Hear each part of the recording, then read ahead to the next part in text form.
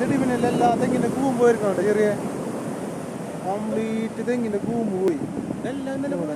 ഇതിവിടെ തെമ്മിങ്ങനത്തിൽ അന്ന് കുഴിച്ചിട്ട സ്ഥലട്ടാ. ആ വീടിന്റെ തൊട്ടടുത്ത് 100 മീറ്റർ മാറിയിട്ട് ഈ ഭാഗത്താർന്ന് നമുക്ക് നോക്കാം ഇവിടെ ഉണ്ടോ. രേഖ എടുക്കണ്ട ചെറിയ തെമ്മിങ്ങലത്തിന്റെ എല്ലി. ആ വലിയ വലിയ എല്ലി തെമ്മിങ്ങലത്തിന്റെ. ഓക്കെ തെമ്മിങ്ങലത്തിന്റെ എല്ലി തന്നെ ഓ കിട്ടണില്ലട്ടാ. വലിയ സാധനം ഓക്കെ. മരക്കഷ്ണതല്ല തെമ്മിങ്ങലത്തിന്റെ എല്ലി കണ്ടറിഞ്ഞൂടെ. ഏടാ തെമ്മിങ്ങലത്തിന്റെ എല്ലടാ കറക്റ്റ് അല്ലട്ടാ. പൊട്ടണില്ലടാ. മരക്കഷ്ണം മരുന്നുണ്ടല്ലോ എല്ലി.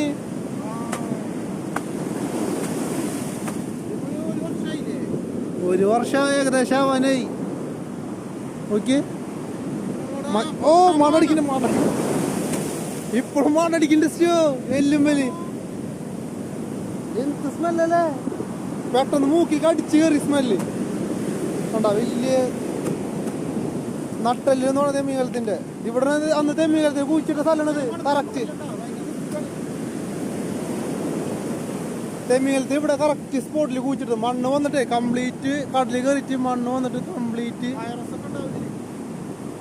ഓ കടലടിച്ചിട്ടുണ്ട മണ്ണ് പോയതാണ്.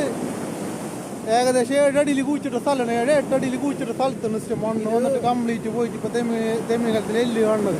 2 ആഴ്ച കഴിഞ്ഞ് കഴിഞ്ഞാൽ ഫുള്ള് എല്ല് കിട്ടുന്നില്ലേ. 2 ആഴ്ച ഒരാഴ്ച അല്ലെങ്കിൽ 2 ആഴ്ചക്കുള്ളിൽ കംപ്ലീറ്റ് എല്ല് കാണാൻ പറ്റും. എന്ത് സ്മെല്ലല്ലേ ഇപ്പോഴും. സ്മെല്ലിന് കുറവില്ല. അന്നോ അതെ നല്ല സ്മെല്ലായിരുന്നു തെമ്മിങ്ങൽ അടിഞ്ഞപ്പോ. കടല് നല്ല കൂടുതലാ.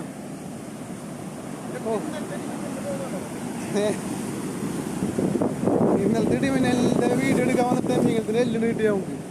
ആ വീട് മൊത്തത്തിൽ മൂടിപ്പോയി കടല് വന്നിട്ട്. ആ വീടിന്റെ തൊട്ടടുത്ത് സ്പോട്ട് അറിയായിരുന്നു. 100 മീറ്റർ അടുത്തായിരുന്നു തെമ്മിങ്ങലത്തിന് കുഴിച്ചിട്ടത്. സംഭവം കടല് കയറിയിട്ട് ഏകദേശം ഒരു 10-40 മീറ്ററോളം കടല് കയറിയിട്ടാണ് തെമ്മിങ്ങലത്തിന്റെ എല്ല് ഇതാക്കിയത്. ഓ ഒരു രക്ഷയില്ലട്ടോ. നട്ടല്ലുണ്ട് അത് തെമ്മിങ്ങലത്തിന്റെ നട്ടല്.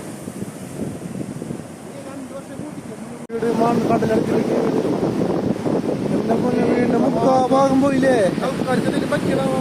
സ്റ്റെപ്പ് നോക്കിയാൽ 4 അടി 4 സ്റ്റെപ്പുള്ളൂ മൊത്തത്തിൽ. സിമ്പിളായിട്ട് ജനലിന്റെ ഉള്ളിൽ വീടിന്റെ ഉള്ളിൽ കാണാം മണ്ണ് കയറിയിട്ടേക്ക്. എന്റെ പൊന്നെ ആ